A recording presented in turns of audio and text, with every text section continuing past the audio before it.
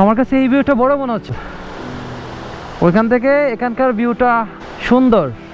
এখানে প্রচুর পানি পড়তেছে আর জাস্ট অসাধারণ লাগতেছে।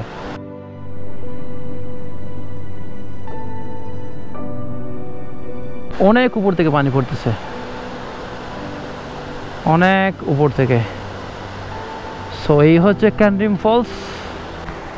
2-3টা গাড়ি ছাড়া আসলে মানুষই নাই এখানে। ঝর্ণার শব্দ। আমরা কত নিচে নামছি একটু চিন্তা করুন। আমরা ছিলাম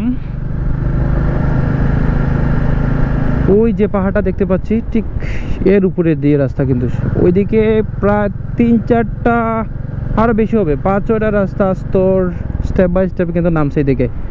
হ্যাঁ, নামার পরে এই পর্যন্ত আমরা আসছি। And what a view!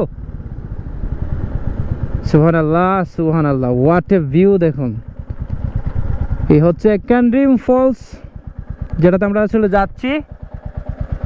রোডের সামনে আগাও, ওইটাই তো ক্যান্ড্রিমস।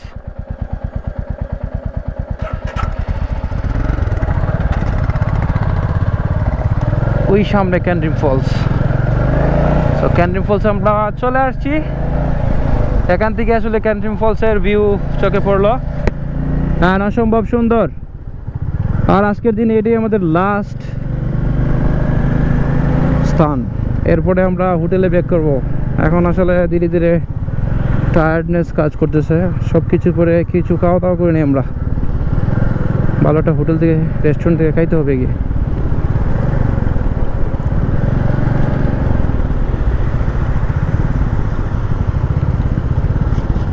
What a view! ভিউ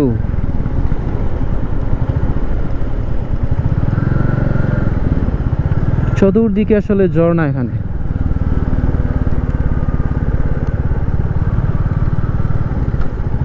ওই একটা ঝর্ণা, ওই একটা ঝর্ণা, ওইদিকে আবার আছে ঝর্ণা। শুধু ঝর্ণারই খেলা এখানে। সে এতটুকুই আসলে বুঝতে পারলাম। এই রাস্তায় আসলে পর্যটক বেশি আসে না, অনেক দূর, আসলে অনেক ডাউনে আসছে আমরা। আর পর্যটকের গাড়ি খুবই কম, পাই নাই আসলে। হ্যাঁ, আমরা কত নিচে নামছি।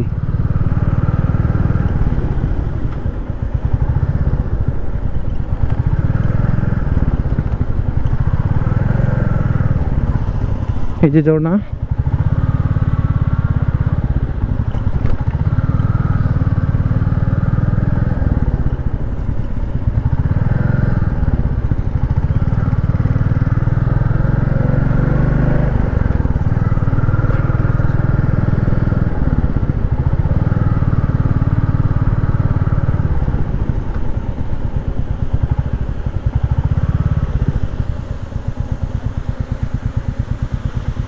কয়েক স্তরে পানি পড়তেছে।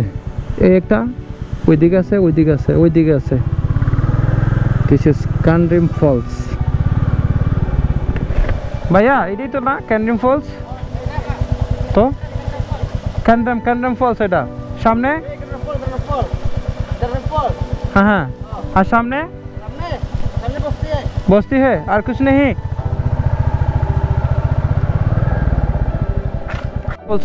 এখানে আর একটা ভিউ পয়েন্ট। ও মাই গড, এখান থেকে আরো বিশাল।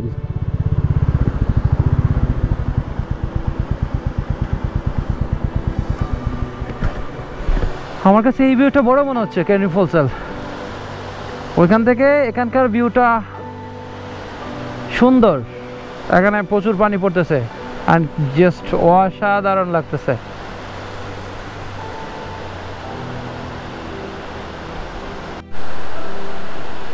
অনেক উপর থেকে পানি পড়তেছে,